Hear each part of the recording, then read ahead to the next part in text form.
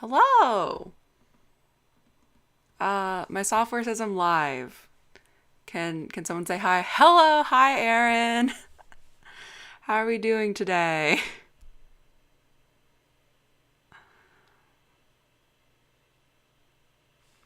Hmm. I do wonder how delayed we are right now. Hi. Hi mom. Hi Erin again.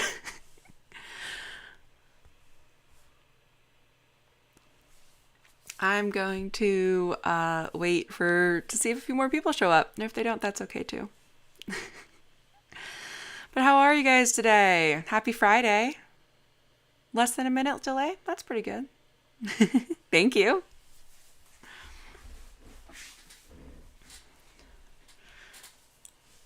So yeah, right now I've decided to not be playing any music. Happy Friday. And I would like to know if y'all would like music for next time I do this. Someone told me that they would be playing their own music. So, oh, that sounds like fun, Mom. A meeting because you have a real job? Happy Friday made by Asaya. You're the one who you sent me the blanket pattern, right? I actually have been working on that and just haven't had a time to do a video yet. But thank you so much for that. It is a great pattern. Thank you so much for being here. Awesome. Oh man, I finished. So I have the blanket. I just haven't finished the other half of the project, which was I wanted to crochet a picnic blanket. But a friend of mine like complimented the blanket at my Halloween party. I had it like out on a chair sort of thing for people to use. So it is a great pattern. Okay, so 5 concurrent viewers. That's more than I thought I'd have. This is really cool. Okay, I am going to change to the overhead view and let's talk about what I'm going to be working on today. Um, well, sorry, I just got a warning from the streaming software, but I don't know how to fix that. So my husband and I went on a road trip. We drove from Jersey City, New Jersey, all the way back home to Seattle.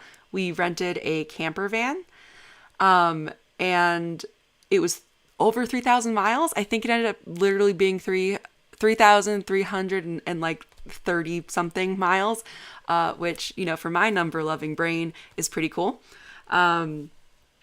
And on this trip, I wanted to make a road trip blanket.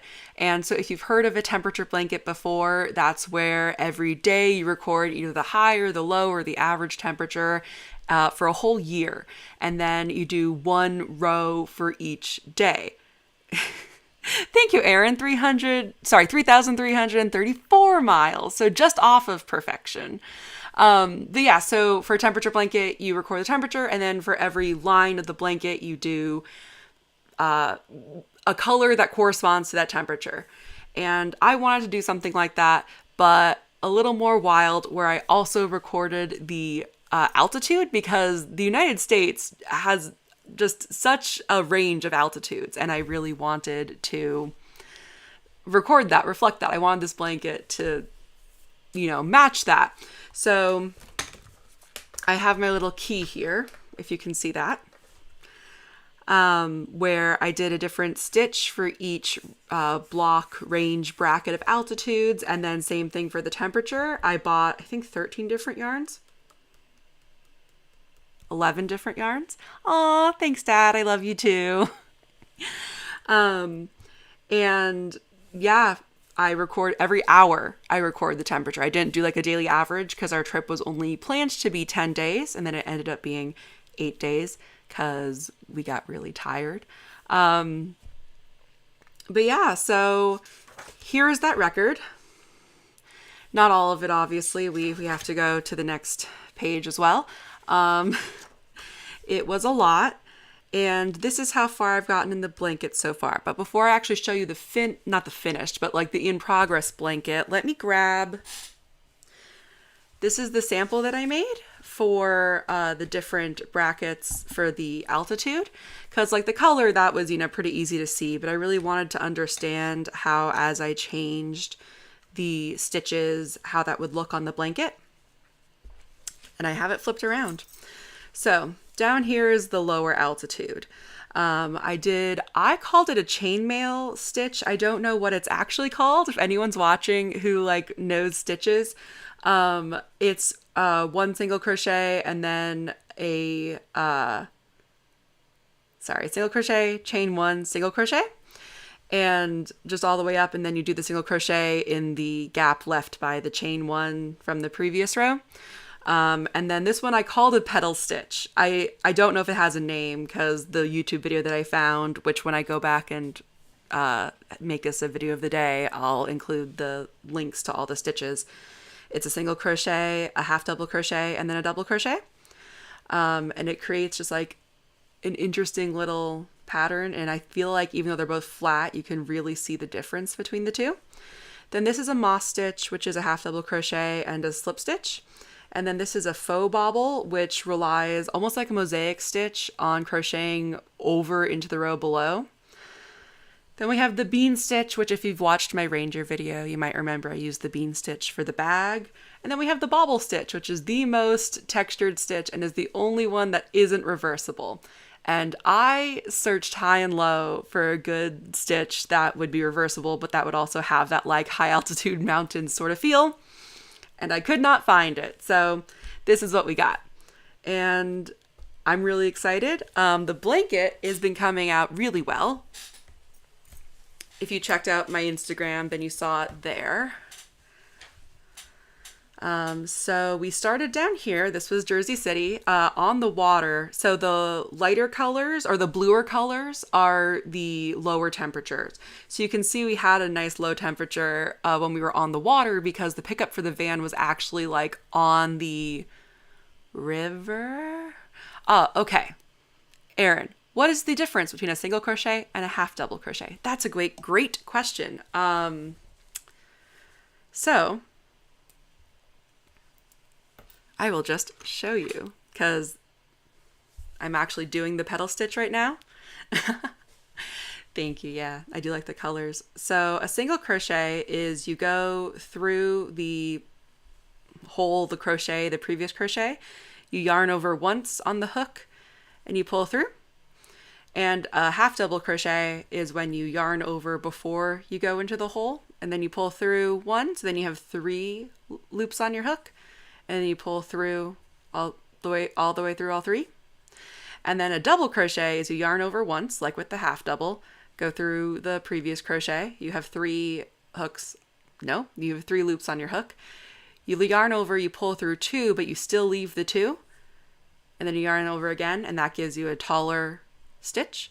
But then we kind of get rid of that height by single crocheting into the next hole. So that's how it works. I'm not an expert, Mom. I've just been learning for, gosh, has it been almost 3 years? It's been really great. I love learning to crochet. Anyway, okay, so we started in a lower temperature and then immediately it got warm because we left the water area. Can someone tell me if Jersey City is on the Hudson River or if it's on a lake or a bay or something like that? Aw, thank you, honey. You, James, you can tell me. Was it the river or a bay?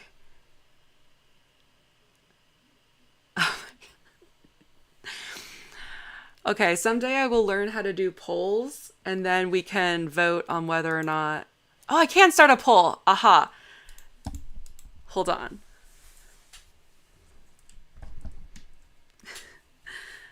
Do we like crochet? Whoops. What did that do?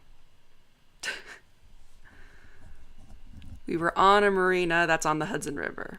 Okay, so we started on the Hudson River. And then we went through the city and it got really warm. And then you can see as the day went on, it got a lot cooler. And then this is the coldest that we hit on that first day. And I think it's just really cool that you can actually see the day going. Like, this is when we woke up, and then it got hotter, and then it got cooler. I just think that's really cool. And then down here, you can see it got really warm, because this was our hottest temperature, which was 80 plus degrees. So that was fun for being in a van. I mean, it could have been worse, honestly. So let's see. Do I know where we were then? That says day 4. Oh, I didn't realize I did a really good job at keeping track. We were in Central Time. We had passed into Central Time Zone. So that's cool. I'm going to keep going with this color that I called Pumpkin. I'm doing 3 lines of stitches per like entry.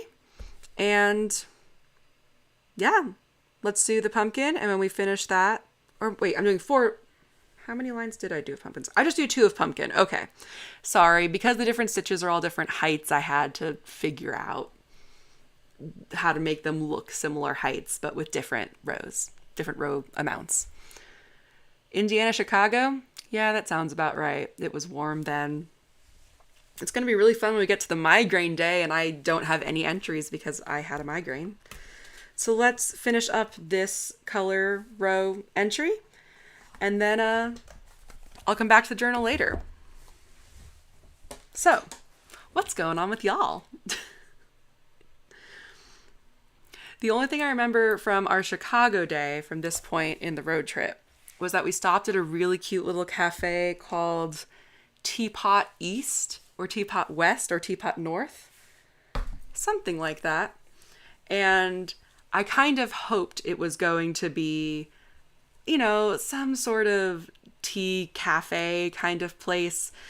And it didn't look like it on Google Maps, but it was in our pathway, so it seemed like a good place to stop. Wait, James, am I getting this completely wrong? Was that not the Indiana-Chicago day? Because I thought it was, because that's where we got the text that we couldn't stop with our friends in Chicago that day.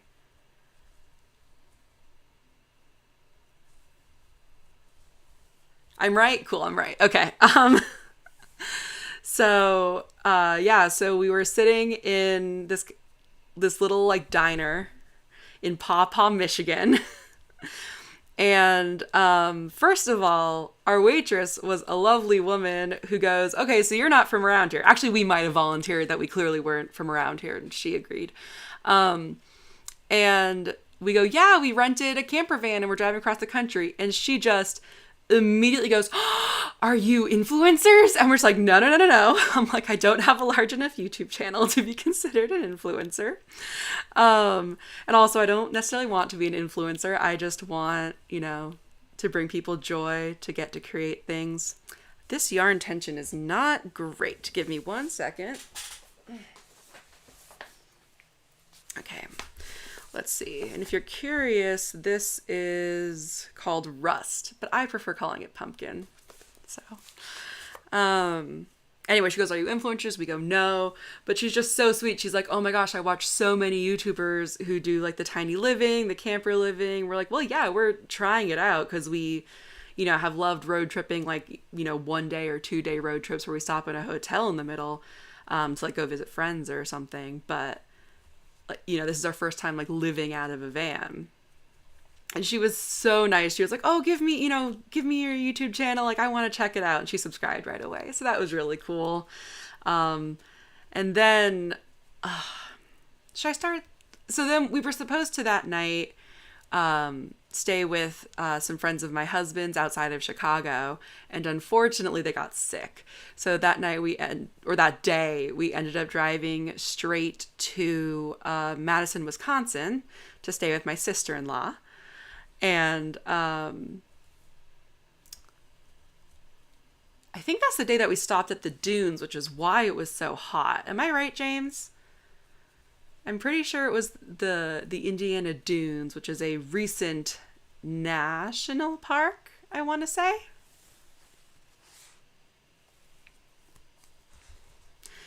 Anyway, someone will get back to me in the comments about that. Oh, yep. Thank you, James. So yeah, so it is a recent national park.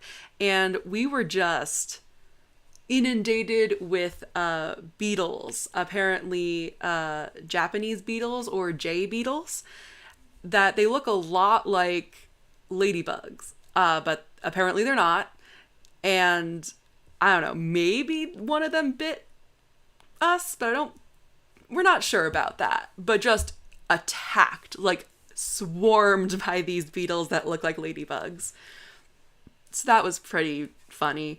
And the dunes were, I mean, not the dunes are very pretty. The view from the dunes of the, I'm going to say lake. I bet it was a lake and not a different body of water.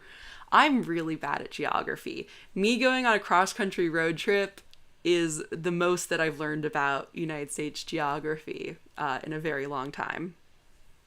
Thanks, James. It was a lake. It was very pretty. And there were also I forget the name for them, but there were these houses that were built for the World's Fair. And they were different styles, and people actually still live there, even though they're at least decades, if not 100-ish years old.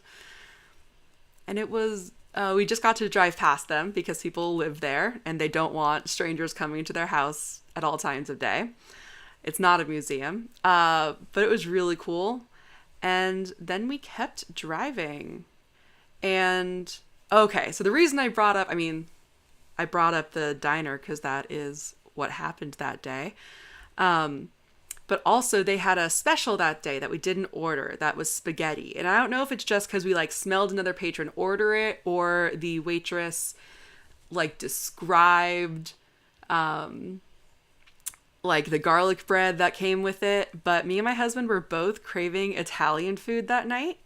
So we were in, it was a town that started with Rock, like Rockford or something like that. And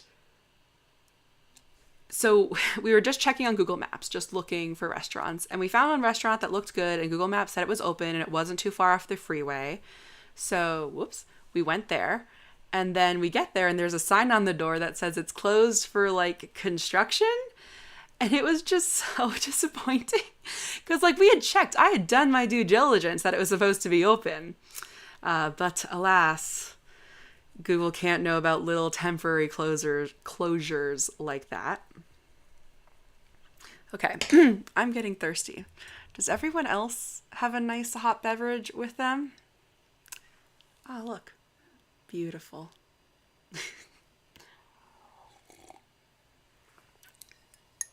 This is one of my favorite mugs. It is, what's the best way to show you my mug?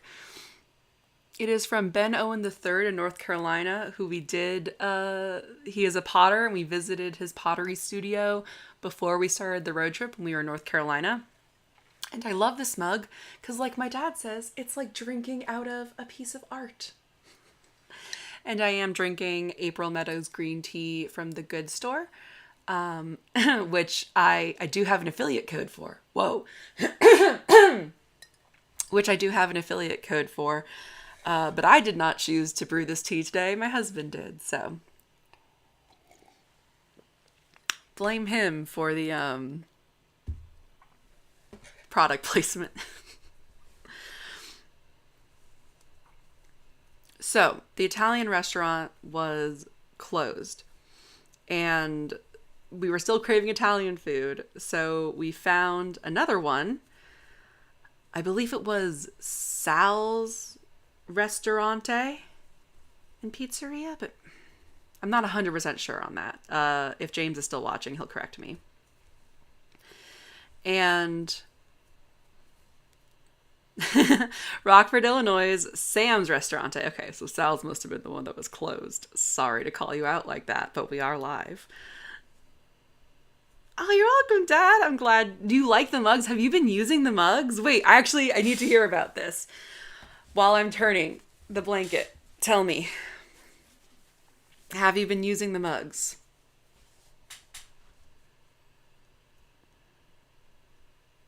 Well, I'll keep going about the restaurant. So anyway, we stopped at this restaurant, and it was a very probably old world Italian restaurant. Like I could picture it in, certain famous Francis Ford Coppola movies. Um, and the guy who greeted us at the bar, oh, so the restaurant was under construction, so we had to enter through the like delivery and takeout door because this restaurant had a separate delivery and takeout door. And the guy who greeted us at the bar, it turned out, was the owner, which we didn't find out till the end, but very cool guy, very nice. I guess his name was Sam, even though we didn't actually confirm that. I'm so glad you like using the mugs. They do feel really good in your hand, don't they? They're very, like, sleek and cozy. And then you look at them and you're like, oh my gosh, this is art that I'm drinking out of. Oh, so we go to this restaurant, and I mean, we don't live in LA anymore. So we're not really used to like super expensive meal prices. And like we were a little bit concerned about spending too much money on food on this road trip. Because Seattle has like slightly lower prices than LA, but not nearly as much as you'd like. But we opened the menu and it's something like, you know, like $12 or $14 for pasta and bread and soup and ice cream. So we're just like, oh, okay. Like this is going to be, you know, tasty. Like this is exciting. So I ordered like the most expensive dish and it was maybe $20. It was a seafood pasta. It probably wasn't the most expensive dish because there was probably like steak that I didn't order. And I was like, okay, you know, seafood pasta, whatever. I'll get a few shrimp. I'll get a few scallops. No, I got like 2 huge scallops, beautifully grilled, so many shrimp, so much pasta. It was all delicious. Like, oh, it was, I mean, we had so much good food on this trip, which is a surprise because, you know, road trip, you normally think of like McDonald's and stuff. But it was so good. And then the ice cream that came with dessert, it was a small little scoop. It was perfect. And it was apparently like, you know, made in house sort of thing. It was just such a surprise. It was such a good night. And then we kept driving and we got to say hi to my sister-in-law and her wife and my dog. And it was a great time. So eventually we'll get there in terms of the actual crocheting. But unfortunately, like in real life, the crocheting can't keep up with the hourly check-ins. How's everyone doing today? I've just been talking a lot. This is my first live stream, so I'm not really sure the balance of talking versus focusing on the activity that I'm doing.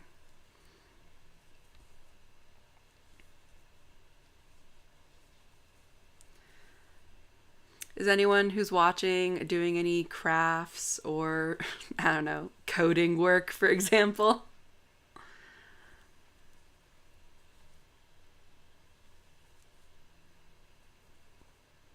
Thanks, Mom.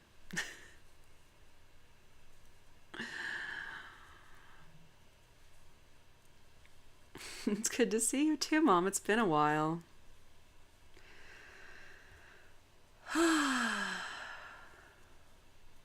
This is probably your first look at my, well, at least at this angle of my new office.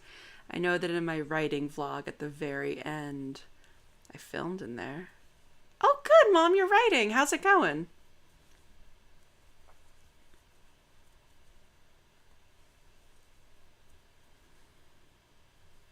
Ooh, made by Asaya, or I might just call you Asaya.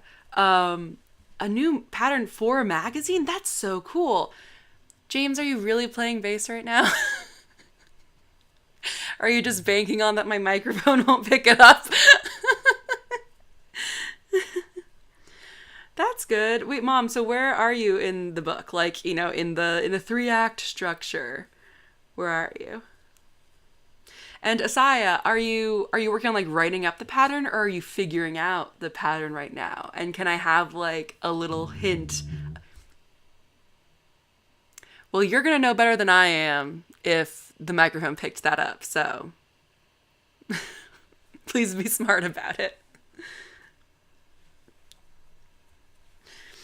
Okay, yeah, Asaya. So are you designing the pattern right now and finishing steps? Nice. And also, am I pronouncing your name correctly?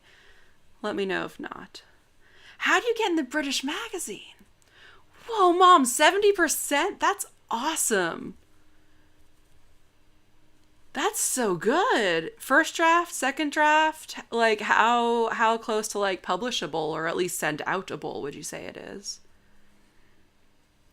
So for those who don't know, my mom is a published author and I am working on getting published. So we really like to sort of go back and forth and share our progress with each other. Sometimes she even lets me edit her work, which I really like. Okay, tea break. I am out of practice. Wow. Gotta do that good stretching exercises.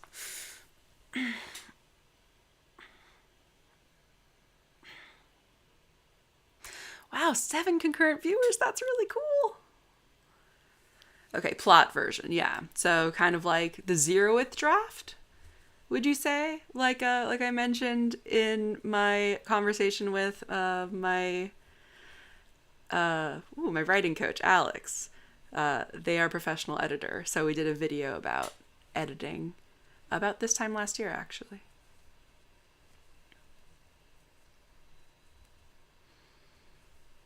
That's awesome. I've been doing one of the main reasons I haven't been getting like edited videos out, and therefore I'm doing this, is because I've been working really hard on my book. So I'm working on a full-length murder mystery. That was what my writing vlog was about.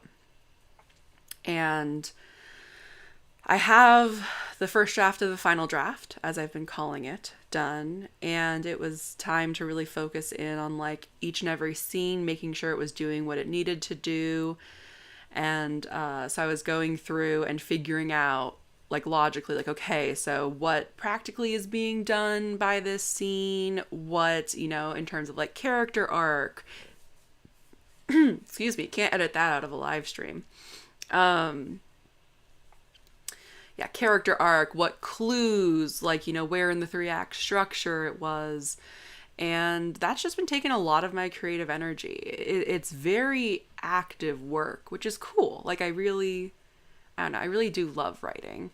And one thing I think I'm really lucky to have, like a skill I guess I have, is I'm very like generous with my judgments on myself. Like a lot of writers I know will go back and reread their stuff and be like, oh my God, this is awful. I can't believe I wrote this. And for me, I'm like, well, this isn't perfect, but like, look what I did. And sometimes I wonder if I'm good at that because I've been writing for so long, because I've been writing since I was 13, which pretty soon is going to be 20 years. So let's not think about that.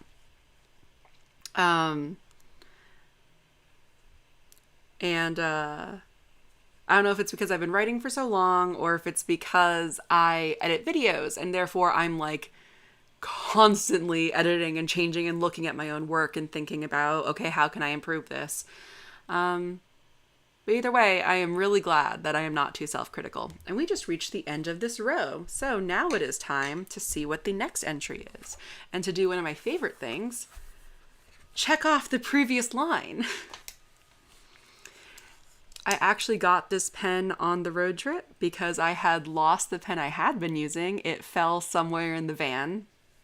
I think my husband did find it eventually. But we were visiting my friend who's a doctor, and she was nice enough to give me, apparently doctors are very particular about the pens that they use. But she was nice enough to give me this one. And she was like, oh, it's my last one. So I sent her 2 boxes to make sure she had plenty and to thank her for sparing this one for me. And it is a really good pen. Oh, Mom, don't worry about it. It's all good. It's not just you. There are other people here who are hopefully enjoying themselves. Okay, so we just have another, I don't know if you can see that. We have another pumpkin petal stitch. But soon we'll be changing colors, and then I can show you how to change colors, because that was a thing that I got to learn.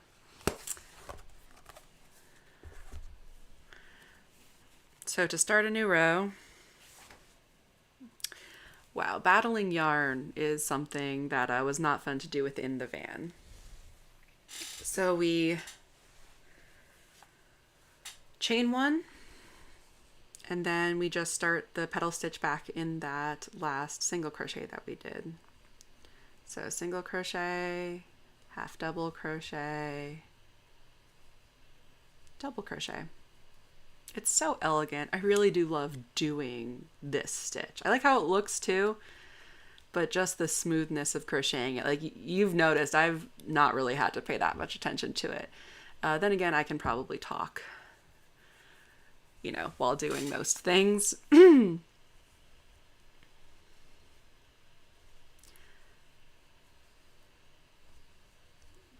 So let's go backwards a bit, because I didn't tell you about that first day. I skipped ahead a couple days, well, probably 2 days, based on the colors of the blanket. But for our first day, we drove through Jersey City, and then we stopped in Scranton, Pennsylvania, which is famous for The Office being, you know, taking place there. And we did actually see a few of the landmarks that are, or at least one of the landmarks that is in the intro sequence. So I made sure to get footage of that. I think I'll eventually be doing a video about the road trip.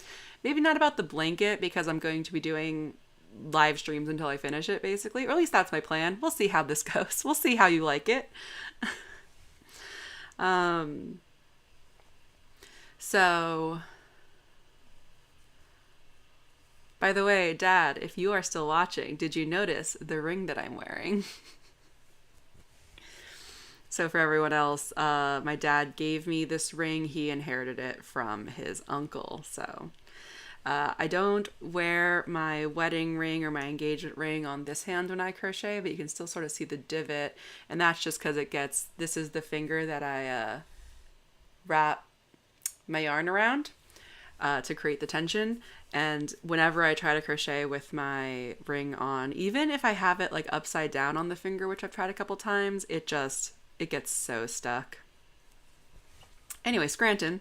So we stopped in Scranton, and the reason we stopped in Scranton was not because we are huge Office fans, although, you know, I've watched it, and oh my gosh, we did happen to park, and my husband parallel parked the van. Like how? How does someone even... He's the best parker. So we happened to park right in front of the Office mural, which was really cool. Thanks, Dad. I'm glad you like it. I'm glad you like the ring. I want to, you know, I used to wear rings all the time. Not like engagement or wedding rings, but I had other rings. I had a Claddagh ring from Ireland. I had a ring that my friend, well, I think I paid her back for it, but my friend kind of bought me from like a craft. Oh, it was the Art Village in Balboa Park. Hey, Erin, nice to have you back. Aw, thanks, Dad. Yeah, I mean, that's the point, right? Is when you wear something that is from, you know, someone that's passed.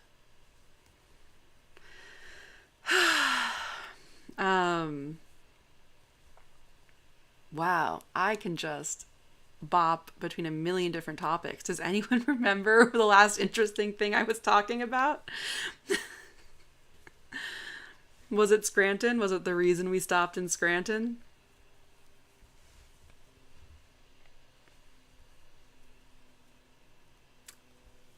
Well, y'all recall, I'm going to take another sip.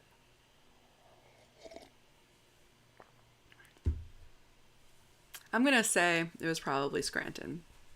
So we were actually there to go to Bona Pizza. Bona? If James is still watching, he will fill us in. And we went to this particular pizza place because one of my husband James's favorite bands is Tiger's Jaw. And on the re-release of one of their albums, they have a picture. Yes, Bona Pizza. Thank you, James. I did that stitch wrong. Ah, you distracted me.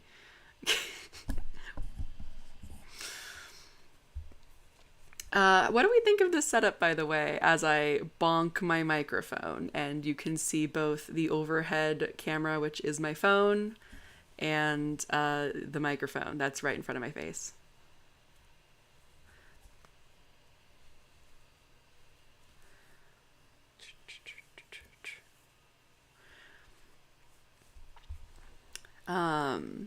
So anyway, we stopped at Bona Pizza, James. And also you spelled distracted wrong.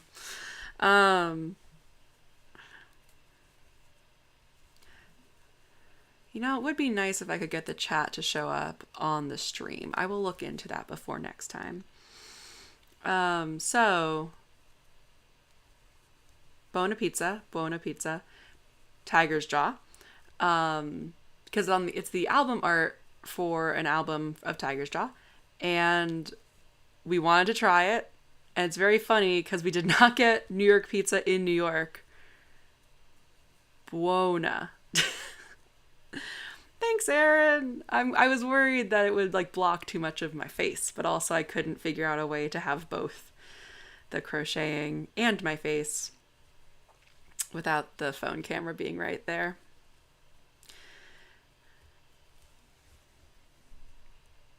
And then the microphone was just... Thanks, James. I'm glad you like the setup.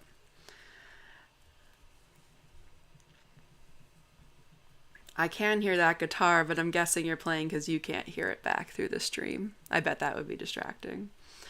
Buona Pizza, New York pizza. Okay, yeah, so we got pizza there, and we got it with pepperoni because we didn't realize it was going to be, like, good New York pizza. Otherwise, we would have gotten just cheese because I am my father's daughter, and, you know, I like the, I don't know, you know, the vanilla version of things. Things without toppings when it comes to pizza and some ice cream. The purist, that's the word, purist. I'm a purist when it comes to New York style pizza. Some pizza, you need all the toppings. New York pizza, if it's good, you just need the crust, the sauce, and the cheese. But anyway, so we got the pizza with pepperoni, and we shouldn't have gotten the pepperoni because it was good New York style pizza. And I'm like, wow, we are in Pennsylvania and we're getting like some really good New York pizza. This is great. Like, I understand, Aaron. Look, Chicago pizza and New York pizza are different things, and that's okay. We can love both. They don't need to be compared. Okay, James, you knew it was going to be good. I didn't know it was going to be good.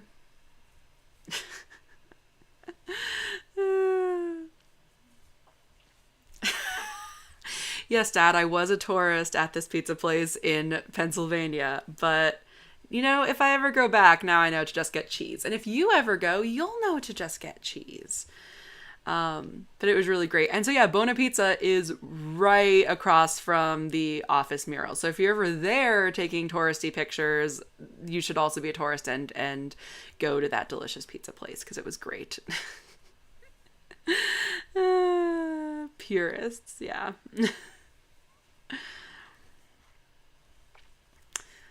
But yeah, the first day of the trip was supposed to be our longest driving day, and again, because we ended up not doing the full 10 days, it was not. But we ended up in Buffalo, New York, which was my first time. I do think that was my first time, like, visiting New York State besides, like, New York City, because I've been elsewhere in New York State because we've driven to, like, Pennsylvania or Jersey, but I think that was my first time ever, like, making a stop somewhere else. Oh, spell check changed purist to tourist. That's funny. Wait. Huh. I miscounted somewhere because I said it was 2 rows of the pumpkin, but because all the ends are on this side, that means that I'm on an even row right now. Yeah, it makes sense. There'd be about 4 to 5 seconds of lag, James, but thank you for testing. Okay, but we actually just finished. I don't think I was that fast. I think I just miscounted my rows. That means we just finished this one. Oops, sorry. We just finished this. I just made a check mark there. So we are moving on to orange. It is getting later in the day, so you can see, hopefully.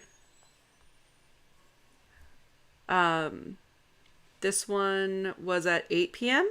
Central Time and 8:45, and it's still pretty warm as it gets later. Like at 10 p.m. it was still 64 degrees. And that's like really, I think, how we survived in the van, because it stayed warm a while, which meant that the van stayed pretty warm even overnight. But we did have really good sleeping bags that we bought from REI. Not sponsored. Did you see a buffalo in Buffalo? If so, did it have wings? No. James? Really? We did not see a buffalo in Buffalo. There were a lot of pictures of buffalo. I don't remember if it had wings or not. I do feel like we should have tried to get buffalo style wings while we were there, but we didn't even get dinner there because we got dinner at the pizza place. So, okay, so I just finished off that color. James, I didn't need to know the delay. It's fine.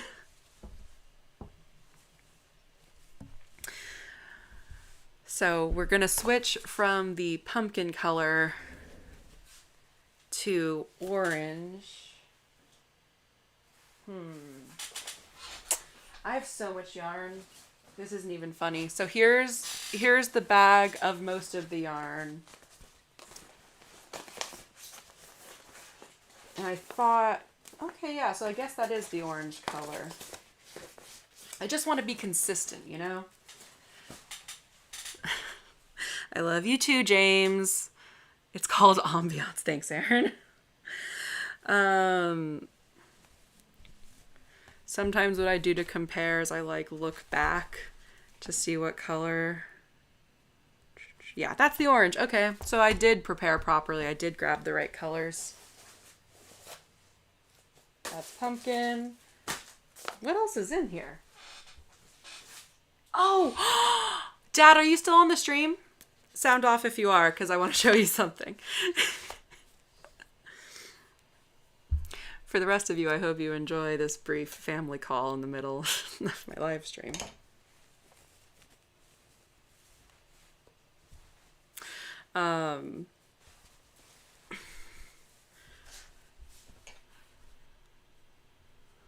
Okay, so I've started with a slip knot, which I just saw a YouTube short or an Instagram reel that said not to start with slip knots.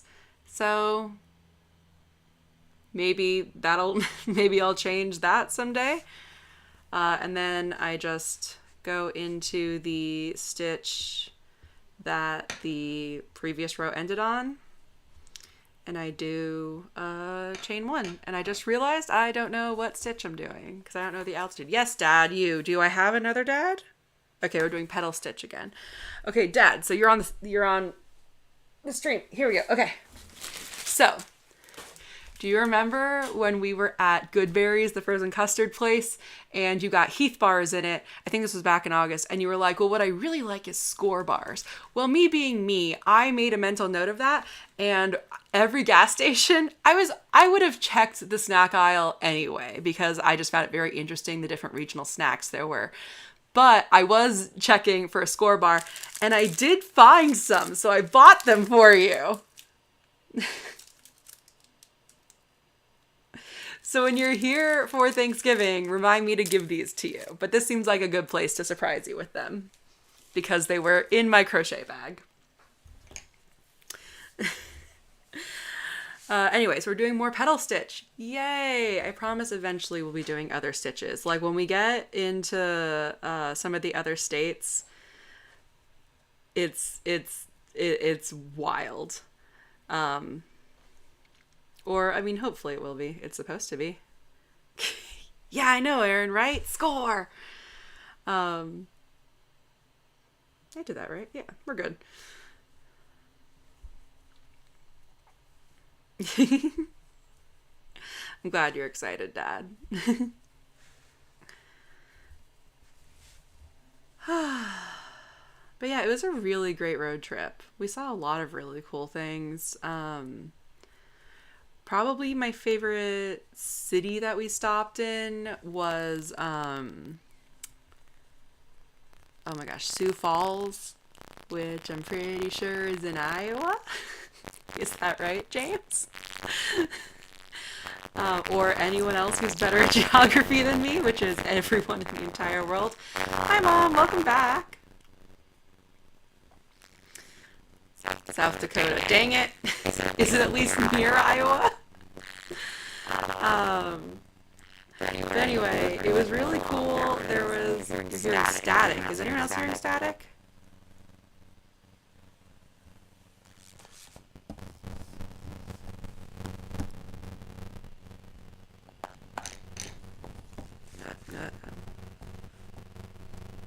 Sound is bad? No. How long has it been bad? Okay, well, this is coming off. How bad is bad? Odd noise. Oh my god. This microphone does that sometimes. Shoot.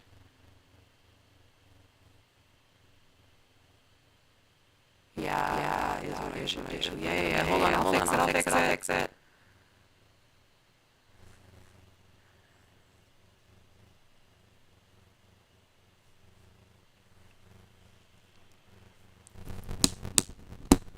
Did that fix it? That's not an on-off button. That's not an on-off button. Hold on. I'm so sorry.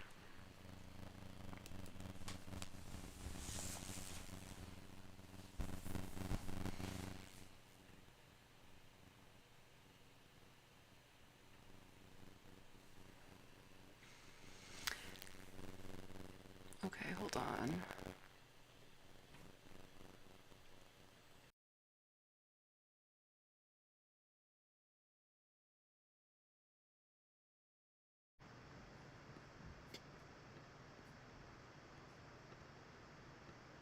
Okay. Did that fix it?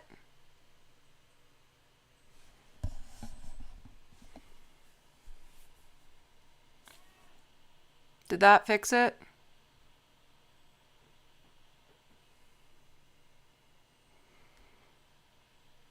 Okay. Thank you.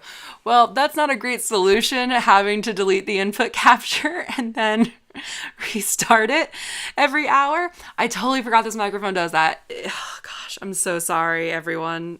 Thank you for bearing with me. Okay, we're back. Okay, so yeah, Sioux Falls, South Dakota.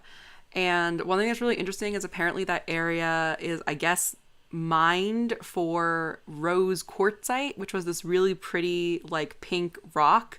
So a lot of just, like, the decor, like, walls and stuff, where, like, in California, I'm used to seeing, like, red stone, like, more like brick kind of stuff, was all, like, pink. There were, like, some buildings made out of it. There were a lot of, like, art sculptures and stuff. And then there was the falls of Sioux Falls in, like, the downtowny area. And all of it was just this pink quartzite. It was absolutely stunning. And there was a tower that might have been built from the quartzite, but I kind of don't remember anymore. It was very Minecraft vibes, honestly. We climbed to the top of it and, like, go down to the fall, or look down at the falls. Couldn't jump off of it. It's not that Minecrafty. And there we went to breakfast. I'm just going to keep talking about food, aren't I? We had some good food. We went to, like, a diner. It was very, like, old-fashioned-y diner, like, retro style.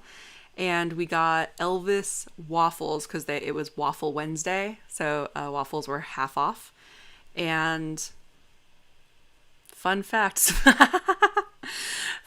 Sioux Falls was designed based on Minecraft. Yes, I'm sure that's how it worked. Elvis waffles. So maybe this is a thing. I don't know if anyone is more familiar with, like, regional lingo sort of stuff. But when I asked about the peanut butter, because Elvis is peanut butter and banana and sometimes maple, sometimes pecan, I asked the waitress what was in the peanut butter, because it wasn't just plain peanut butter. It was kind of fluffy. And I thought, oh, maybe they mixed, like, whipped cream into it or something. And she said whipped cream. Brooklyn Brothers and Kids, because I'm reviewing food. Maybe. I have my own YouTube channel to review food on, Dad. I'm sure I filmed the food for the video. I think. I hope. I really hope.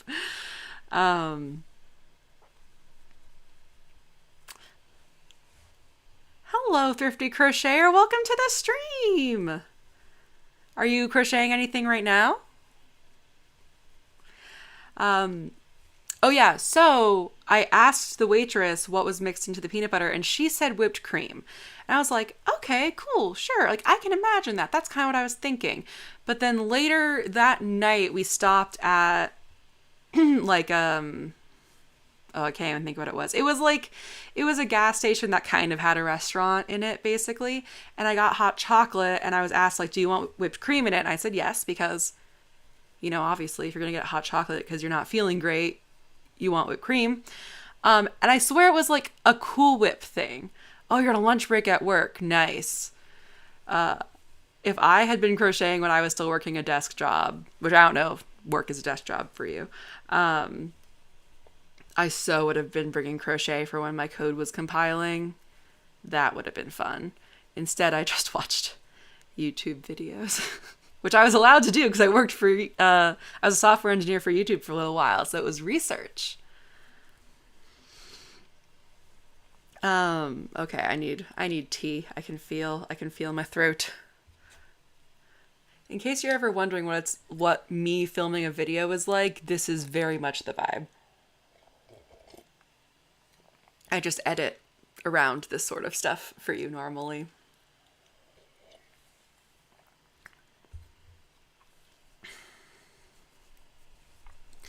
But yeah, happy Friday, everyone.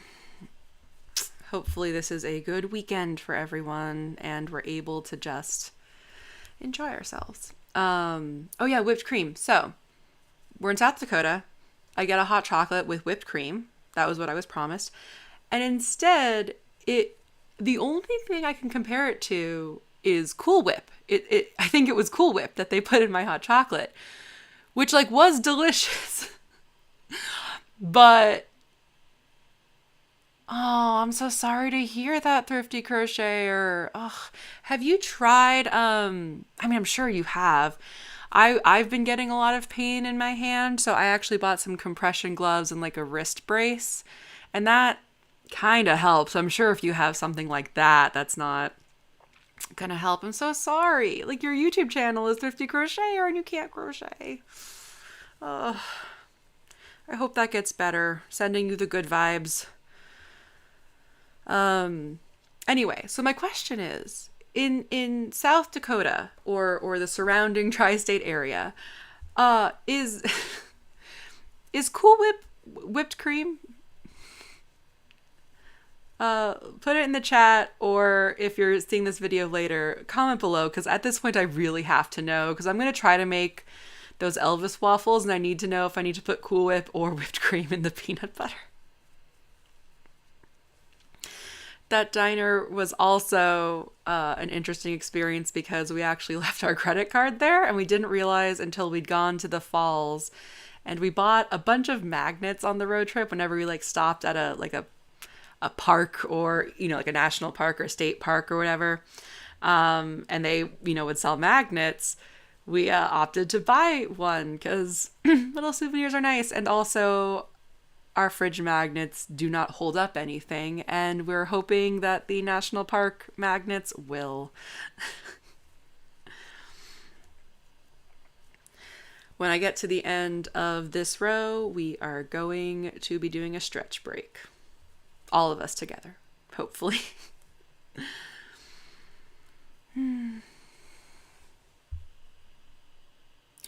I wouldn't say I collect magnets, Mom. This is not an invitation for you to buy me a bunch of magnets for Christmas. But I don't know. We bought some to remember the road trip by. Oh, thanks, Billy Joe Gonzalez. Welcome to my channel. I hope you have a good time. This is my first live stream, so we're both very new to this situation. But I hope you have a good time. Do you have any questions or anything? And today I learned you made homemade. You mean that I make homemade whipped cream, Dad? Yeah, all the time. It's just a really fun experience. I mean, I remember making homemade whipped cream when I was a kid. Like, because I watched a lot of Good Eats, and on Good Eats he always made his own whipped cream, so I did. I'm trying to remember if there are any videos where I've made homemade whipped cream. And I don't think so. I have made homemade clotted cream, which I've made in 2 shorts, which people still end up finding, which is super cool.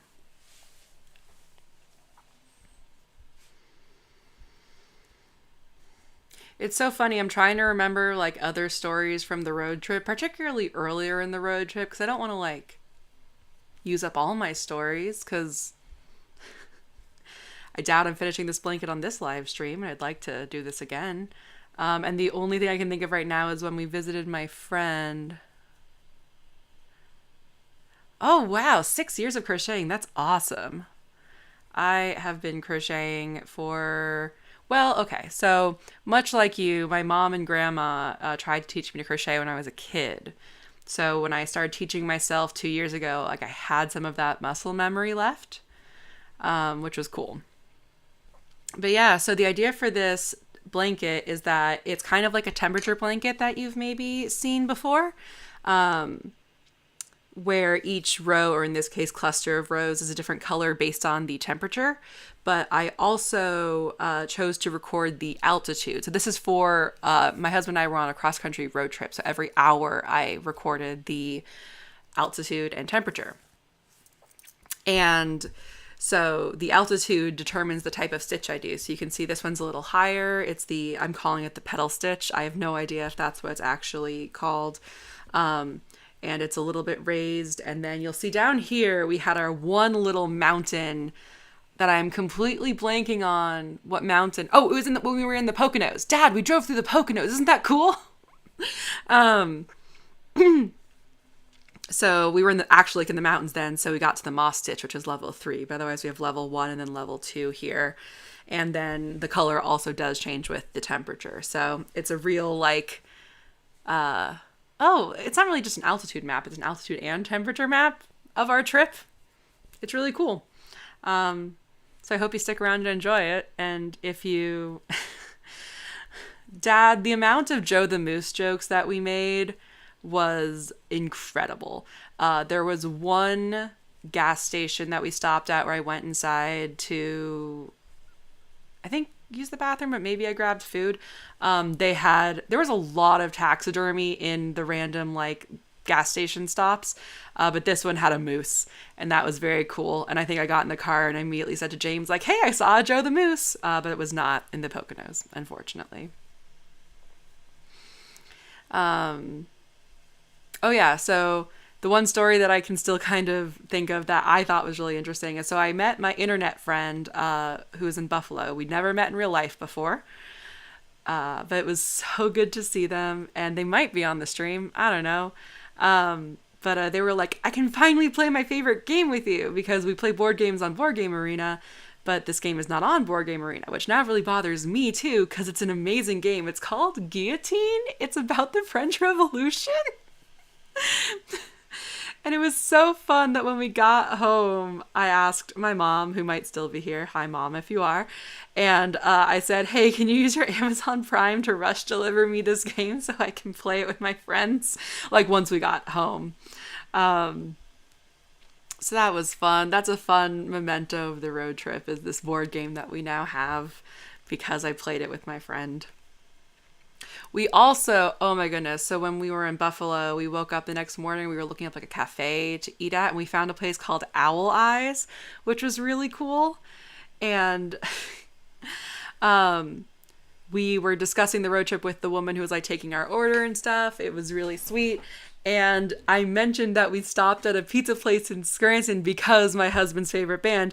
And she just immediately goes, Tiger's Jaw. Like, she just knows it cold. It was awesome. It was so cool. Oh, that was a good cafe. That was good food. Like I said, we had a lot of good food on this trip.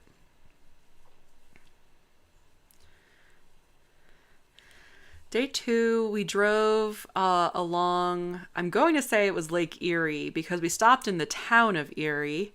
James, correct me if I'm wrong, because that was the only park and eat that was sort of anywhere close to where we would be driving. And Park and Eat is like an old, restaurant chain, diner chain sort of thing.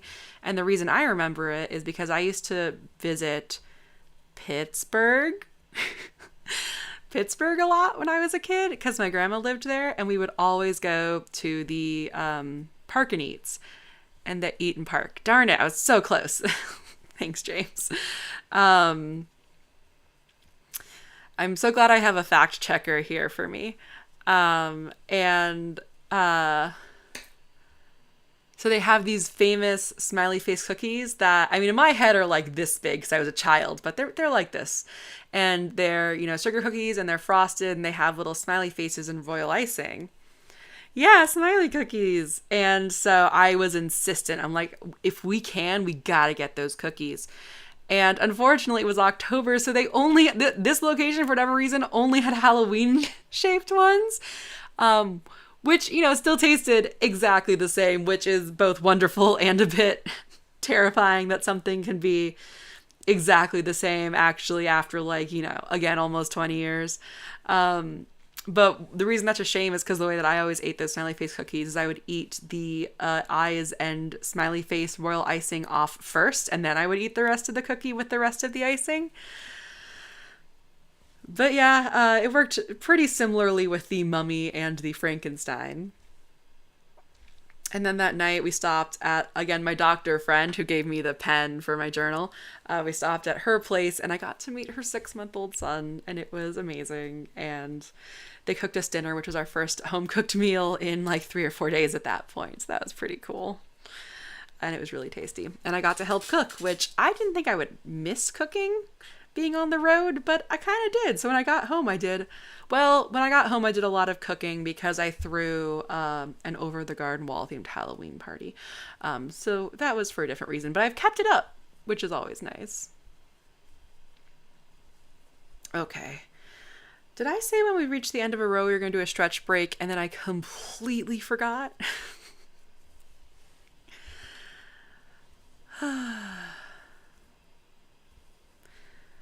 One thing I'm disappointed in myself about is that this blanket isn't very long. It's definitely not a blanket. Hold on. Okay, let's see. How far back do I need to go to really... Whoop, okay, I'm so good at filmmaking. Can't you tell? So see, it could go across my lap, but... Oh no, what'd I get caught on? Hold on. Oh, shoot. Oh my gosh, hold on.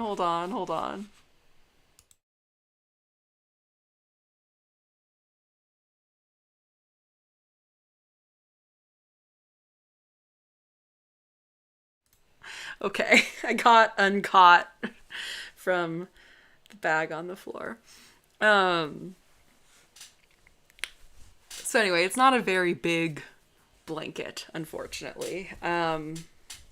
So it might just become a throw on the back of my office couch. I don't know. We'll see. Maybe it'll be a tapestry. Maybe I'll hang it up. I do wonder how far behind you are. Okay, yeah. Not too far behind. So none of you laughed when I had to go to be right back mode? I'm nostalgic for the classic black and white cookies. Black and white cookies are the best. I bet they make gluten-free ones for you. But yeah, love me a good black and white cookie. When I'm in a nice New York deli, you gotta get one of those.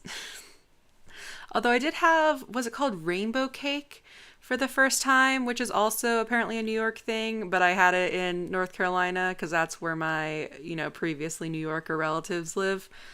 And it was really tasty. I was not prepared for that because, chocolate. You haven't found any legit black and white cookies out of New York? Okay, what does legit mean, Mom? What's a legit black and white cookie? What makes a black and white cookie legit? I'm not asking that in a critical way. I'm like, okay, I need to know the list so that I can look for you and we can together try to find a legit black and white cookie. So I need to know the list of requirements. because we had one on our trip, I thought. I think we got it from a bakery somewhere, and it was massive and domed. Icing actually tastes like vanilla and chocolate. That's a good point. Does the cookie texture, the cookie is soft? Okay, so you don't want like a crispy outside. It was pretty good at Cantor's. I'll agree with that. Okay, I reached the end of a row. I reached the end of this. Ooh, I reached the end of this color. Okay. Let us pause here for a second.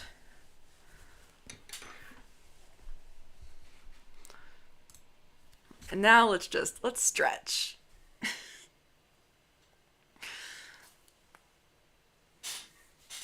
It's funny, Dad, that Mom's the expert, even though you grew up in New York. So make sure to stretch, especially if you're at work. Make sure to hydrate. Especially with crocheting, we don't want soreness. We don't want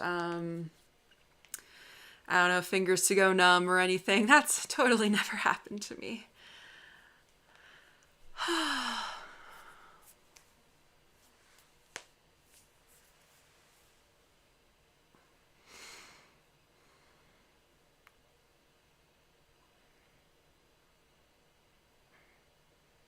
Okay, now I'm going to sip some tea and we'll be back in.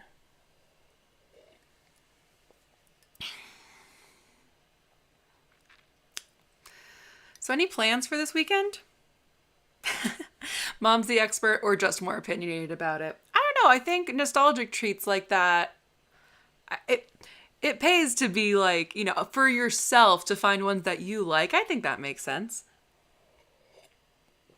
I'm opinionated about pot roast and baked ziti. Like, you know, it's all good.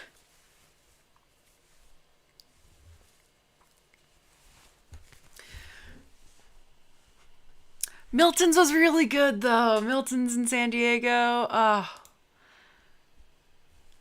That's true, Dad. You and I are both more ice cream focused. Okay, so we just finished that orange, and so we get to check it off, which is the best part. And now we're going to yellow, because it is getting colder. We are going to get into the greens for this. Oh yeah, okay, cool. So, in terms of days, we're getting to the end. I guess this is the day that we stopped in. Okay. Pot roast, baked ziti, ice cream, bagel, pizza. Yes, those are all things we're very opinionated about. I had so much good pizza on the combination of the road trip and like the other two trip, the North Carolina and the New Jersey trip that preceded it. Oh, nice. So the Pomodoro routine, that's like you do 50 minutes of crocheting and then 10 minutes like something else, a home routine. Because when I was writing, I think I like essentially rediscovered the wheel when it came to the Pomodoro, because I would set a timer for like 25 minutes and write and stuff like that. Okay, I'm sorry this is a little more chaotic because I'm switching out the yarn. It's so funny. Normally I crochet just like on the couch watching TV, but I really wanted to, you know, I wanted to make something again. It's been too long. Ugh, okay. This is the yellow we're going with. When finding the yellow, it was very important that it was a yellow I didn't hate, because yellow is one of my least favorite colors. So I don't hate this yellow. So that's why we went for it. And this is the petal stitch again. It's so funny because eventually we go from all petal all the time to a lot of faux bobble and bean stitch. And I think we have like one or two of like the real bobble stitch that comes in. But that'll be next time probably.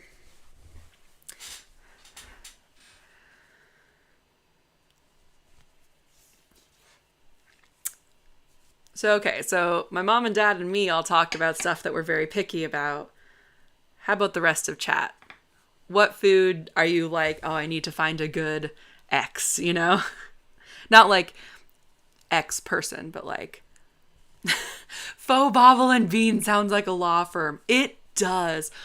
Oh my goodness, I'm going to put that in a book now. That's such a funny idea. See, that's what's really fun about having a self-published series is I can latch onto a silly little idea like that and then just know I can do it.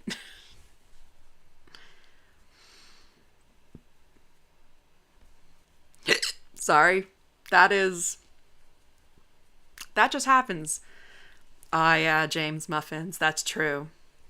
Muffins are one of your important points. Although, besides grocery store muffins, like whenever we buy muffins from a cafe, you seem to enjoy them. So is it just the like specifically grocery store subsection of muffins that you have strong opinions about?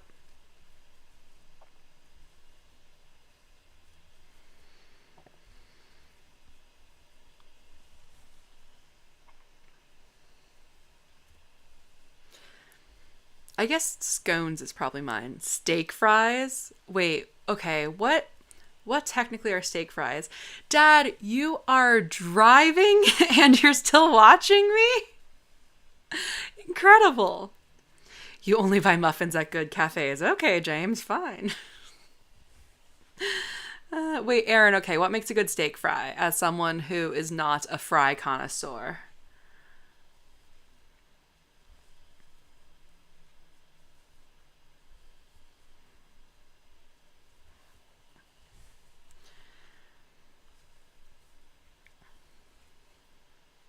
Thank you so much for being here, y'all, by the way. Just, trying something new. It's really exciting.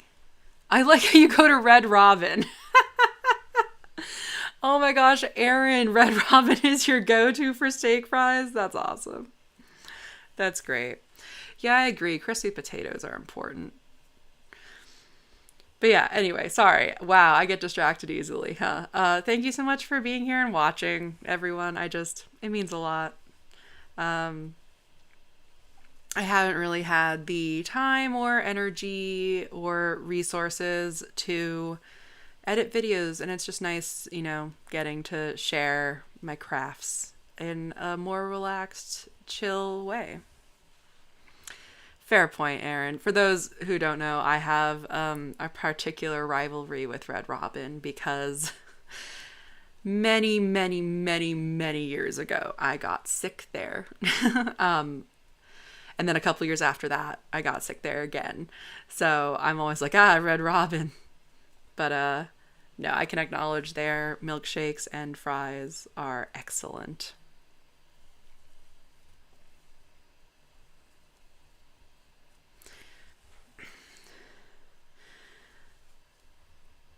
I've been trying to think of other cool stuff to crochet. I'm still trying to figure out a picnic basket. I cannot make it stiff enough. If anyone in the chat is like, I know I saw Thrifty Crochet, Asia's there, and then, oh, what was your name? Thrifty Crochet or Billy Joe. How do you stiffen crochet like fabric? Like once it's already crocheted, what do you do to stiffen it? Because I've seen stuff that are like glue mixtures. I've seen like starching mixtures, and I tried the starching and I probably just didn't do it right. Because I had just like pinned it on, where I water block things, but it did not work, and it didn't want to dry either. It took a really long time to even get close. Oh, Aaron, come on. YouTube terms of service and policy and whatever. Thank you for not making the joke. But yeah, so picnic basket is on my list. I really want to try crocheting some dog sweaters, more blankets and I do more blankets and cardigans, and you just learned plushies. Plushies are hard. Cause like you can't water block them. So like when you crochet them, they are the shape they are in. Do you do like hex cardigans, or do you like do each panel on its own? because I've had way more success with hexagon cardigans, but I think I like the look of, you know, the more standard like front panel, back panel, arm panel cardigans.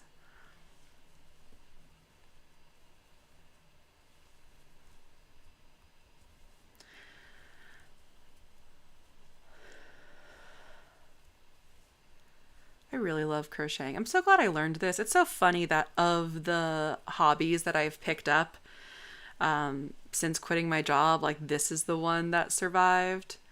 Because I really thought it would be baking. I really thought the bread would last, would be the thing that I would go back to every day. But like I miss crocheting whenever I don't do it now. It's a little bit of an addiction. And I keep having just ridiculous ideas. And I'm trying to shift more of those ideas over to sewing. Because, you know, for plushing. Hexagon cardigans. Oh, the granny square cardigans. That's maybe what I should try doing. I did essentially granny square hexagon cardigans where I made a lot of little hexagons and sewed them all together. That was my Mario Kart again, which there's a whole video on that on my channel. And Erin is in chat who named that. Thank you, Erin. And it's hard keeping track of all those little pieces is what I will say. It's fun though. It's fun getting to do a lot of little small things instead of having to keep track of a big, huge project like this. But yeah, plushies I think are easier to sew than crochet as long as you have a pattern. I look forward to someday designing crochet a flatbread with strings of dough. It's really funny you say that because I was thinking about seeing if crocheting with pasta is a thing that can be done. Best of both worlds. It's a good point. It is a good point. I can crochet the two of the things I'm most passionate about, even though one of them I can't keep up with. Yeah, I wonder between pasta and bread, which one... I mean, bread definitely has more gluten, so it probably would hold more for something like this. I don't know, I guess I could get like a larger crochet hook.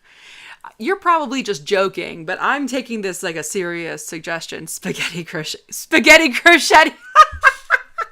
Spaghetti crochet.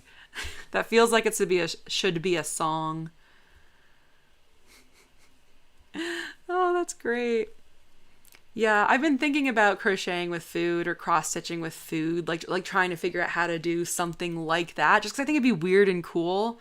I saw a video, oh my God, I saw a video on YouTube that said you can make yarn from milk, and I got so excited because I was like, that is perfect. That would be perfect for me. Like, what a great video that would be. And it turns out that in order to do it, you have to, you need like a special, like, it's called,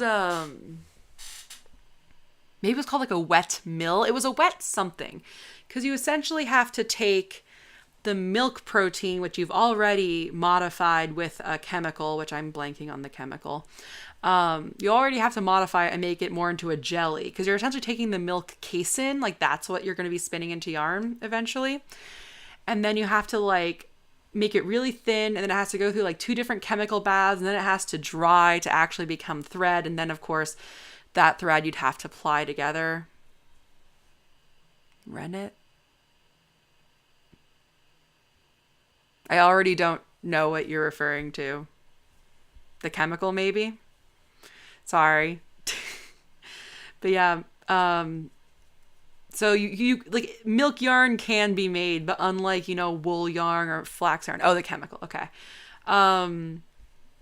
Like, you know, I've spun wool yarn myself, and it's possible. I've seen people spin like flax yarn and like probably, you know, cotton and stuff. But like this milk yarn you can't do yourself, which really really annoys me. And I did go to my local yarn store just to be like, hey, do you have any? And they don't. The closest one is a many-hour drive, and so maybe someday I will do that, but I would need a way to like try to do it myself first. And then that same channel apparently made string from shrimp, which like already there's an allergy implication with milk yarn. I don't want to think about shrimp yarn.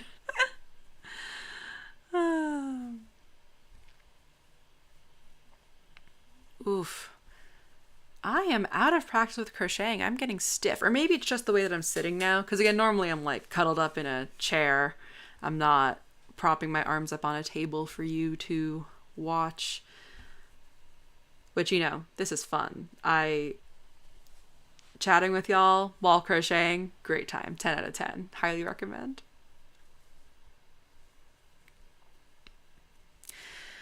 Ooh. Tea break.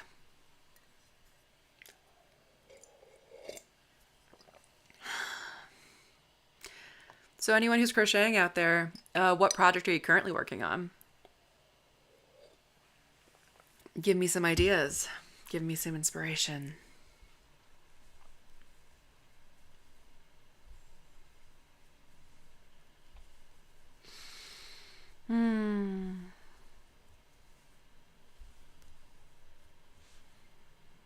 How's the sound, by the way? I don't think we're getting close to when it gets all staticky again, but I'm just keeping an eye out, or an ear out, I guess.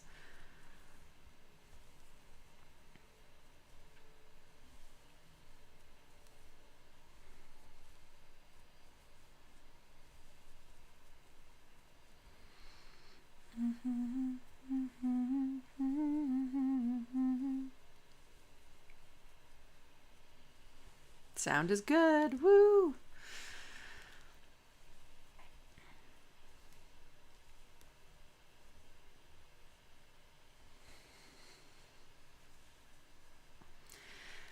Yeah, I don't know what my next crochet project will be.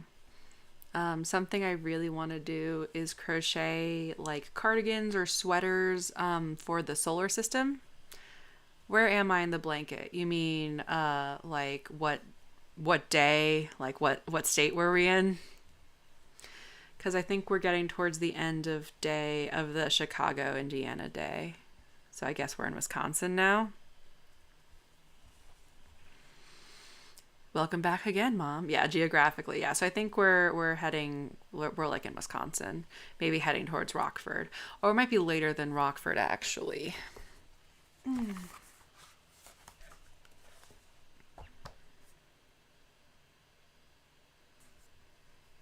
Yeah. Yeah, so yeah, I think this is a, so you can see with the time break, I record at 8:45 and then 10:11, so I'm pretty sure we are in Wisconsin now, and this was the dinner break when we were getting the awesome pasta and house-made ice cream. And actually, no, that was probably this break up here. So this is probably the break where we're hanging out with my sister-in-law and their dog and getting the van set up. So what's interesting is like the idea behind parking our van like outside of our, friends or families, like, apartments was like, oh, we know we're allowed to be there, it's a parking lot, it's safe. And we didn't consider going to the bathroom. I mean, we did come up with a solution for it, but we thought that like it would be easier to be parked in front of friends' places. After this night, we ended up just parking at rest areas, which thankfully in these areas where it does hit freezing, unlike the rest areas that I've been to in California, these rest areas were all enclosed and therefore heated. So if I needed to get out of the van in the middle of the night and use the bathroom, I'd be really cold, like walking to the rest area, but then I'd be nice and warm once I got inside. So that was good. And in rest areas, apparently, at least the ones where we checked the laws, which were the states where we were actually like stopping for the night as opposed to just stopping to use the bathroom, they don't want you to set, like, there's no camping allowed. So like even if you have if you have a tent, obviously that's a no-go. But even if you have an RV or a van that like expands for camping overnight, they don't want you to do that. But if you're just sleeping in your car, even if that car is, a little more set up for actually sleeping in it, like having a bed in the back, they're fine with that. So that's what we did. And we had these really fancy sleeping bags. It was wild because it definitely got to freezing a couple times. I will definitely point that out when we eventually get there in the blanket. we'll be using our very dark blue color. And yet, like, I was so comfortable and warm, did not bother me. Sleeping bags are miraculous. Like, wow, science is amazing. It makes me go, why can't we just have clothes made of the same material and just walk around in sleeping bags all day so we're nice and warm? Actually, that would be a great gift to get my dad. I should add that to the list. But yeah, I did not realize how cold it was. The nights where it got, to like 35 or whatever, which is close to freezing. Fahrenheit for you non-Americans. It wasn't until like I woke up in the morning and was like, okay, time to get up and use the bathroom in the rest area. I would get up and go, oh, it's cold, it's freezing. The windows are all like, not all, there's one or two of the windows were icy. So yeah, sleeping bags are the answer. It's incredible. Just body heat. It's wild. It's amazing.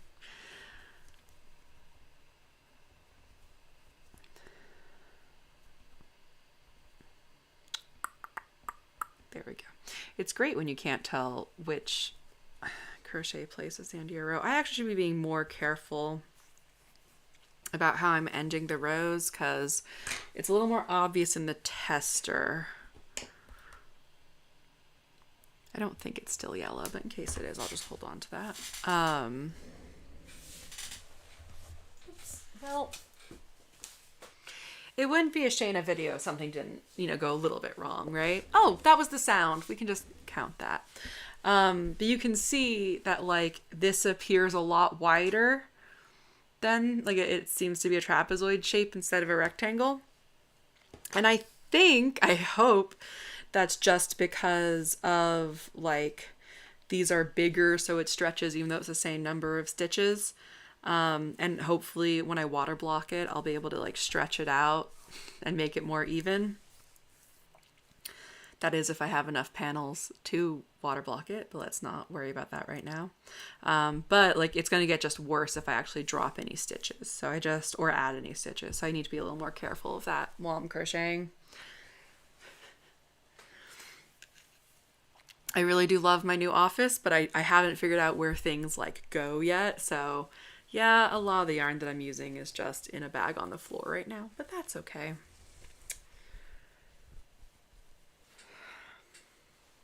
Oh, thanks, Erin. Thanks for being here. Goodbye. Have a good rest of your day where you work a real job. Yeah, thank you for coming on a Friday, everyone. I really appreciate it. That's the end of day 3. Wow. Okay, so we're jumping to 7 a.m. and the green color for a while, and we're still doing the petal stitch forever. It's gonna get more interesting. It will. Okay, so yeah, green petal. Has anyone else done any road trips, like cross country, either, horizontally or vertically? I've done both at this point, which is pretty cool. I'm looking forward to maybe doing Florida to New York at some point. Or New Jersey, I don't know. Which one is further north?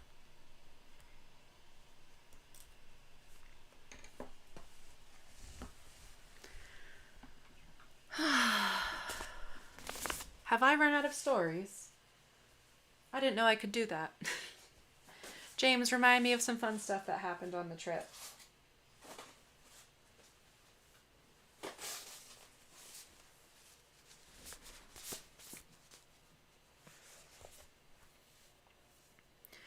mean, I remember some later stories, but I kind of want to save those. Oh, one thing we did that was really fun, actually, about, the time that I'm reflecting on the blanket right now, is we went to A Room of One's Own, which is an independent queer bookstore in Madison, Wisconsin. I visited them like 6 years ago when I first visited my sister-in-law, and I've been following them on Instagram ever since, and like, I don't know, really championing them, or like, not championing kind of implies I've been telling other people about them, when mostly it's just me internally going, yay, good job, because they had to move and everything, and Oh, so I finally got to them in person. It's just such a lovely space. I bought a couple things including one of the journals that I have over here because I didn't bring my main journal. I only brought the record the road trip journal with me, and I missed having a journal to write in. Does anyone else do that? You're almost up to the effigy mounds. Oh, I could talk about the effigy mounds. So across the Missouri River, James, is that right? Well, across the river, there's a national park or state park. There's a park that thanks, Mom. Bye. The Mississippi River. Darn it. Ugh, I knew it was one of the M rivers. Um, there's this national park called the Effigy Mounds, and it's, I guess, indigenous national monument. Maybe you should be here, James. Bye, Mom. Um, where it's like, I think the oldest ones are like 2,500 years old, which is just wild. And it's where indigenous people would bury their dead. And some of them are just, big piles of dirt in the ground, and some of them are actually in the shape of animals. So we saw, I think the little bear was the main one that we were able to see because we could not do the whole hike. It was a hike, and it was beautiful because it's all these fall colors. That's one thing I love about this blanket is it really, because it's so much in the oranges and greens because of the temperature, like coincidentally, it really matches the fall colors that we had on this trip. It was so beautiful. I can't wait to edit the video and show you all because it was so gorgeous, and the way that the scenery changed. But yeah, so we did this hike. It was great. We saw lots of squirrels. And does anyone else notice that squirrels really change from region to region? Like, we have gray squirrels up here. I know in the Bay Area, when I went to school, we had a lot of brown squirrels. And I think it was red squirrels that we saw at the effigy mounds, but I'm not quite sure anymore. We also saw a little snake guy. And of course, the Japanese beetles, because we didn't escape them for a few more days. But eventually, I guess we just left their territory because they stopped showing up. But yeah, the effigy mounds were they were gorgeous. And it's just really wild to think about people being alive so long ago and their creations remaining standing. And I'm so grateful that, they are protected right now. I don't know. I hope we can protect more remnants of the past. I think it's important to know that they're there and to remember that people were here before us, because I think that makes us realize that people will be here after us, hopefully.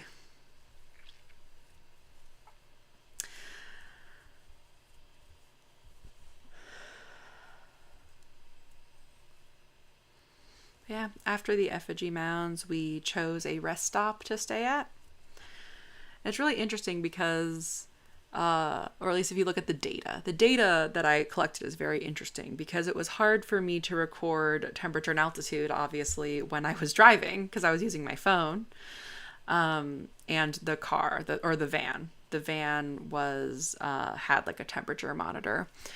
As far as we can tell, it was a Ford Transit that had been converted, and the second row of seats was all there, which, I mean, I guess we used it for storage, but we didn't have extra passengers.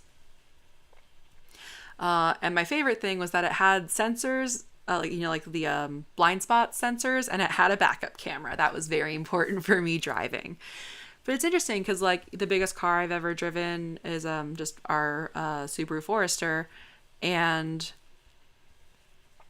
I was kind of worried about driving a big van, but I decided to just, be brave and do it scared. And I adjusted. And maybe just because I was, 90% of the time driving on the freeway or the highway or the interstate. What are you much better now about, Dad? I'm missing the context. Um,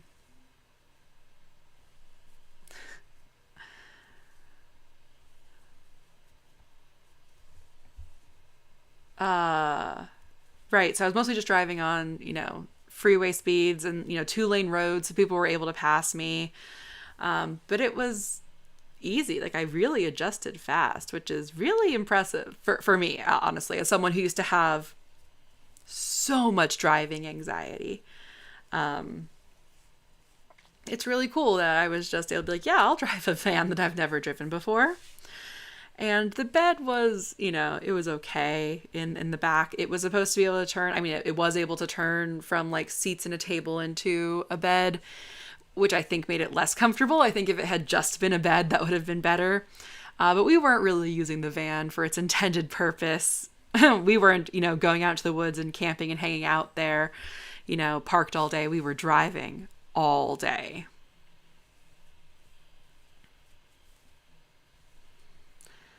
But I really enjoyed it. I think the only thing was it did eventually get hard not having any like downtime or alone time. Like I spend a lot of time usually hanging out, watching YouTube, and we just couldn't do that. We actually lost signal in, was it Iowa? I think it was Iowa, when we were on the phone with a friend of ours. Oh my gosh. And then wait, so because James says the effigy mounds are in Iowa, that means this is the Iowa part of our trip, which I think is where we stopped at the worst.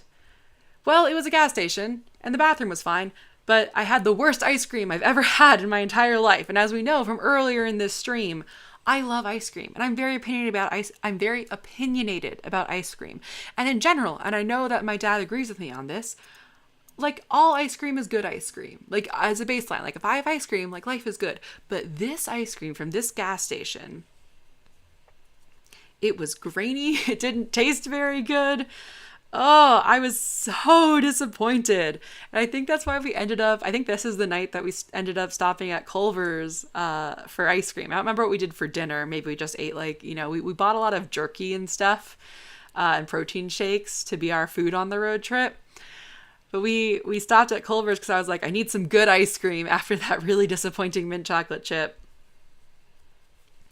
And yeah, Culver's is great. And it's a bummer that we don't have frozen custard places up here. But maybe someday I will learn to make them because I do have a small ice, not a fancy ice cream machine, but a basic ice cream machine.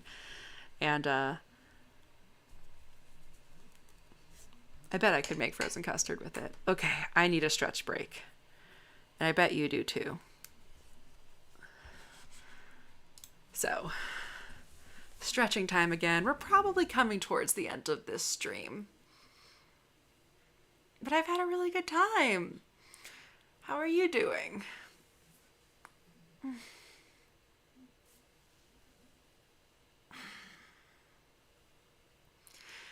Time flies when you're crocheting, huh?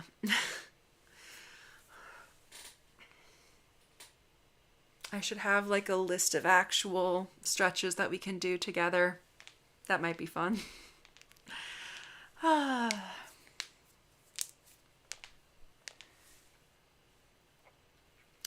Tea break.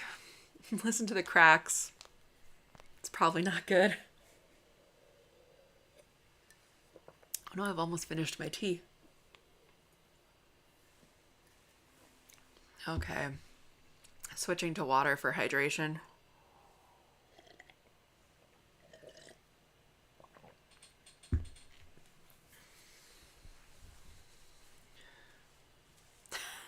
Thanks, James. Good to know there's more tea.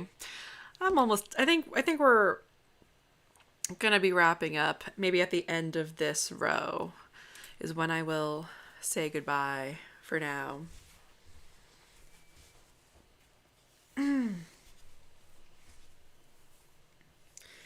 So the original plan here's what I'll do for the end of this. I will talk about my original plan for this road trip blanket, which I got talked out of because someone told me it would be too complicated and it wouldn't make any sense. I wanted to do hexagon like little hexagons basically, where the center represented the state that we were in, and the next like chunk outside of the center would represent the temperature, and then like color coded, and then the outside would represent the altitude or something to that effect. There would be all three, and they would be in little blocks or like squares or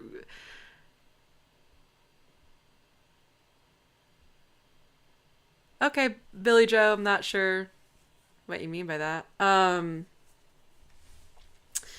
But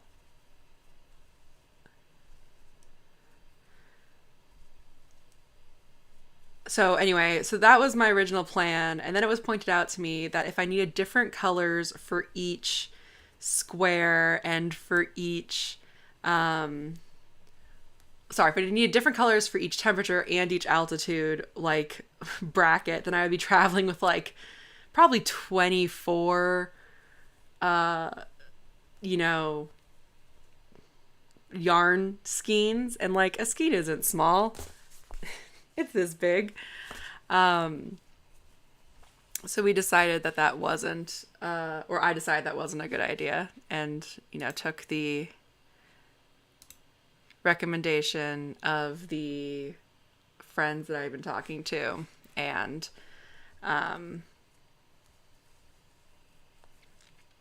went for this instead. And well, oh, cool. Tama, Iowa then?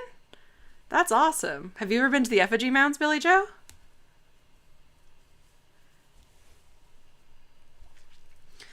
I don't know. I'm very bad at geography, so I do not know how close Tama would be to the effigy mounds or anywhere else that we stopped. Hey, Becca! Yeah, it is, isn't it? I'm glad you could jump on.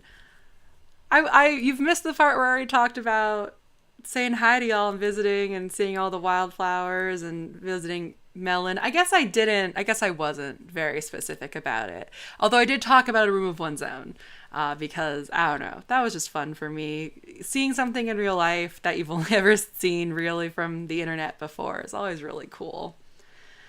I think I often forget that. I think, the internet feels so real when you're only thinking, about the internet context. And then you meet someone in real life or you visit somewhere in real life, and it can be really special. And yeah, seeing the country was absolutely stunning. Billy Joe, if you can, I mean, if it's not too far, it's really pretty, especially in the fall, like I said, with the fall colors. Um,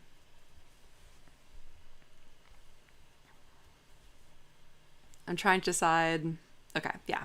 So, one of the other really cool things we did, and this was so the day after the effigy mounds, I unfortunately got a migraine, and I'm not sure if that is because I was getting, well, no, I didn't get sick, so it wasn't because I was sick. It was probably because I'd been having caffeine or because my sleep had probably just been different.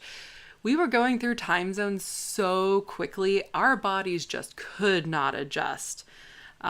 Which means that, we're now waking up much earlier now that we're home on the West Coast than we used to, which, I mean, I'm not complaining. I like being awake earlier.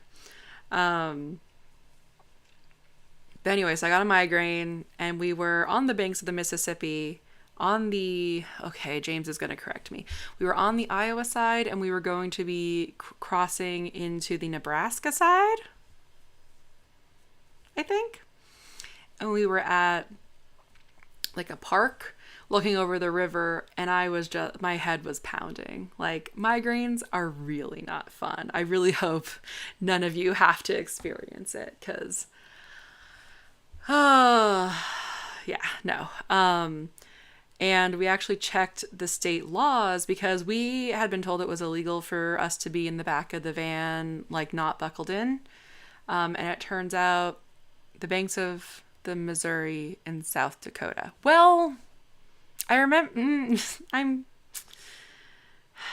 It's fine. I'm bad at geography. I will just, with this road trip blanket, I will just be continuing to prove that.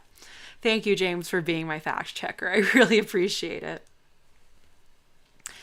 So we looked at the laws, and in the states we were in, an adult was allowed to be in the back seat without a seatbelt, which is often used as proxy for like RVs and camper vans and such, for like you can be in the back. So I napped. I slept for an hour. I got the next two closest states. Thanks, Becca. Oh, you're also a geography expert. I got two in the chat. We're good. So I actually fell asleep in the back of the van, and my husband, James, did a very good job of driving very carefully and safely and not taking any turns too hard, so I didn't wake up. But I did wake up when we were on the outskirts of the smallest town in America. I'm gonna try to pronounce it right. Monowai? I'm sure James will correct me or tell me I was right, because maybe I was. The population of Monowai is one person. It's a woman named Elsie. She is in her 80s, and she runs a tavern there. And we stopped and we got burgers, which the fries were better for my migraine than the burgers. But I got a Nesquik milk, because that's the sort of food that she had, and in the tavern. And we chatted with a bunch of the locals. And when I say locals, I mean people who live like 2 hours away, because they don't, live in that town, because the town only has a population of one person. And it was just really cool. She had variations of the sign with different numbers on it from over the, decades. There was one with 6.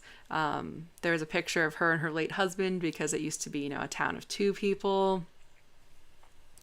And it was just fascinating, and it was really beautiful, because